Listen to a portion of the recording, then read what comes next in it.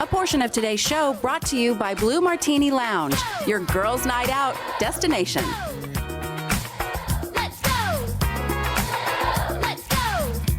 Pastor Ed Young for He Says, She Says. And of course, you may recognize Ed and his wife Lisa for an experiment, a sex experiment that they did. They wrote a book called Sex Experiment, and you were on top of the church for 7 days with a bed. Did y'all really sleep up on the top of the church? And you were you know what? It was only encouraging 24 people. hours. And it was only 24 hours. Oh, only 24 hours. And there was no hanky-panky going on. Yeah, we had you our didn't have clothes sex on. on No, the we did roof. not have sex. So my question for you is because Have you've you ever- Well, been that's what we were married. hoping Hold on, for. hang on. You've been married for Whoa. 30 years. Yes. So our question for you today is keeping the love alive in a relationship. How often do you think that it's healthy to have sex to keep that relationship healthy? Well, I would argue just knowing how men and women are wired, every 3 or 4 days is what I would say. Now, you cannot either put an exact amount. I mean, it'll be time different, stamp. yeah, for different people. Because men and women are different. They too. are, Very and different. we are. But I think what you use to get her is what you use to keep her, and what you use to get him is what you use to keep him. So marriage should be the ultimate romance. You need to continue to date your spouse. I encourage couples to take a trip at least once a year away from the kids, just the two of them, just for romance. And when you do that, when you put, I believe, God and number one, your spouse, and then the kids. That's what the Bible would say. Then the agree. kids. Yeah. That's How about us so older hard folks? to do. Yeah. A lot of people don't do that. So I'm glad to hear you say that. That's true, because so goes the marriage, so goes your Goes the parenting. I believe children. one of the greatest things we can do, the greatest thing, is to love our spouse, because our kids watch that and they're going to model that, and they will find a spouse like you, Mom, or you, Dad. Is that the most important thing? Like, remember not long ago, Juliana Rancic, right. said that it's more important to be, the husband should be number one, the kids. I totally agree. You agree? I totally agree.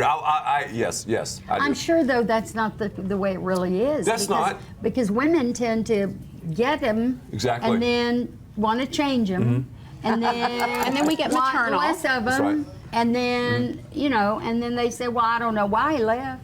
Yes. Well, I have to say here, now you're speaking this sex experiment, you're speaking obviously to married couples. Yes, I am. So us single girls and us single people out there, I mean, we can't enjoy that love language. You know, Right. obviously, obviously being in the church, you encourage couples to wait till they're married. So what would you encourage single people? Like, what is the version of sex experiment for single people?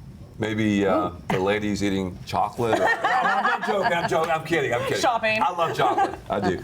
You know, I would say to do it God's way. In other words, don't get the cart before the horse. I think that dating is a time for connectivity, and you can concentrate on the things other than sex. God says to wait.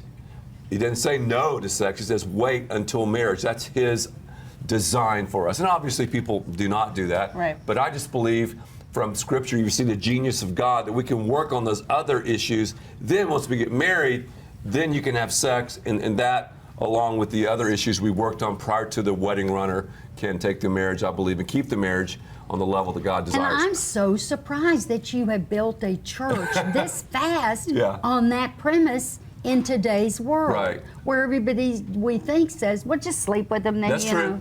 Well, and I think you raise a good point, because when single couples, within the first week or the first month or the first day, sometimes, sleep with somebody, That's you're right. setting the premise for, that's not what you want to build your relationship on. That's not the foundation that you want to. It's not. It's one of the most important things in marriage, but it's not the thing.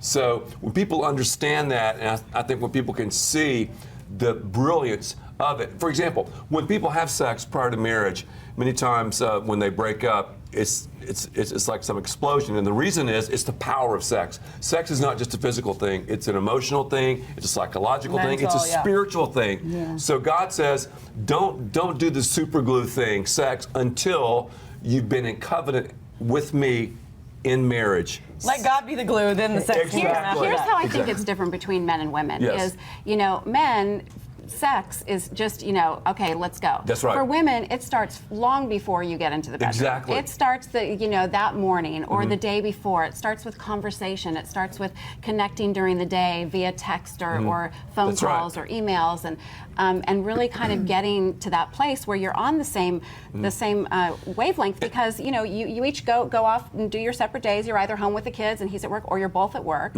So it's important, don't you think? And to Lisa, connect? it is important, and it shocked us. Our book has been a New York Times bestseller. It That's shocked. awesome. Congratulations. It That's shocked great. us that it was this popular because of this message.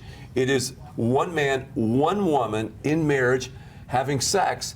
So you would think, wow, people, but people have been drawn to it, and we've been very, very excited about it. So I think the church should talk about it, but talk about it in love.